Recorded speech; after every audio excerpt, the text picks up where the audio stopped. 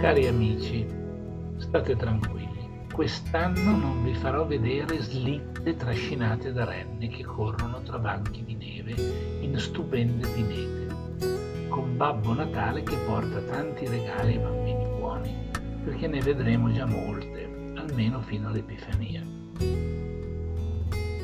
Sì, un po' di clima natalizio bisogna crearlo, e queste immagini della Norvegia e della aurora boreale penso che possano richiamarlo egregiamente. Ma vorrei parlarvi del Natale, quello vero, non quello dei panettoni e dei gioielli. Natale è la festa dei bambini, sì, ma è anche la festa dell'amore, il più nobile dei sentimenti umani. Insomma, bisogna amare il prossimo, Ora, questo comandamento però è bello per davvero, non c'è confronto, perché comincia con la parola ama, e allora vola sopra tutti, qualsiasi cosa dicano.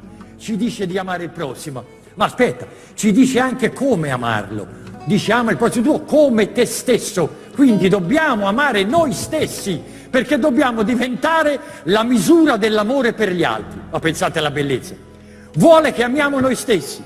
Credo che sia la prima volta nella storia del mondo che ci sia una legge che dice amati, vogliti bene, di legge, amati. È incredibile, te lo ordino. Ma la cosa più sorprendente, che uno non ci pensa mai, e che a prima vista sfuggono, è che quando dice ama il prossimo tuo, ci sta dicendo non solo che ognuno di noi ha il dovere di amare, ma che ognuno di noi ha il diritto di essere amato, il diritto, perché anche l'altro deve amare te.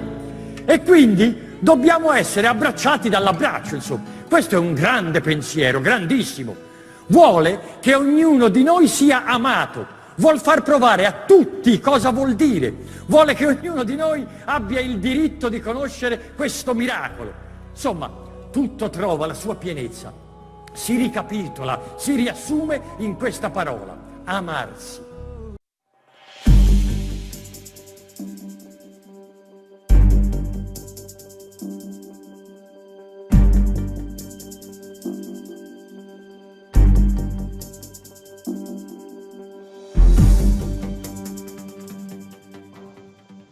Moltitudini di filosofi, scrittori, psicologi e poeti si sono cimentati senza riuscirci nel tentativo di dare una definizione dell'amore.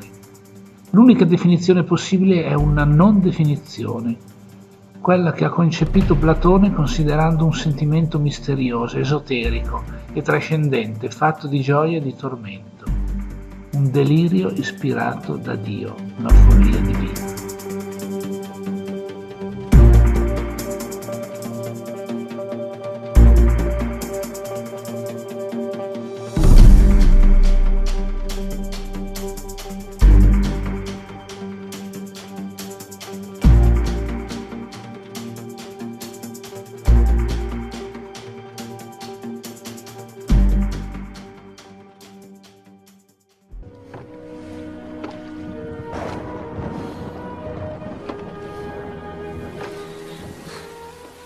Non credere che remare su una barca col peso degli anni sulle braccia, su una barca che rischia di affondare, sia la gloria o la vita.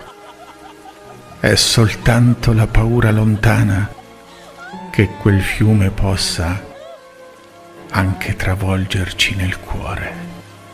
Il sentimento non è mai parola e nemmeno pietà,